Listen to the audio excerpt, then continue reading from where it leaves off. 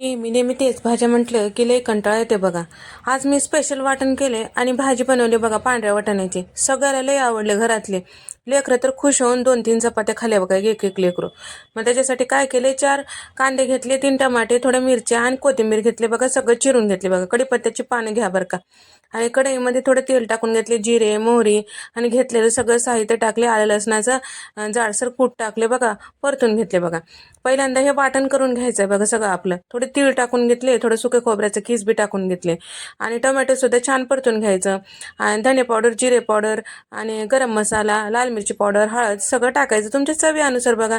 भाजी केवढं आहे केवढं नाही तेवढं बघून.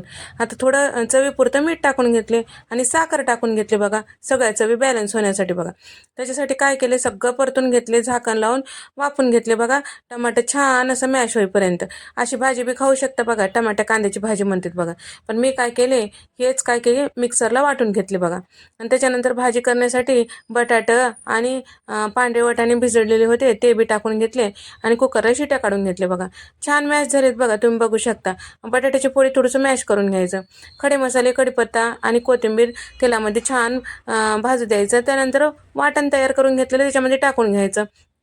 ते बी छान परतून घेतलं की शिजून घेतलेले पांढरे वाटाणे आणि बटाटे याच्यामध्ये टाकून घ्यायचं. थोडं मीठ टाकायचं, आपण वाटणामध्ये मीठ टाकलंच होतं भरपूर. आता हे छान आता झाकण लावून शिजून घ्यायचं बघा. तेल बाजूला सुटलं की समजून घ्यायचं आपली भाजी तयार. मस्त चमचमीत भाजी तयार झाली बघा. घरातले सगळे खुश. तुम्ही बी करा, तुम्ही बी खुश होत्या. आवडलं तर लाईक करा, शेअर करा.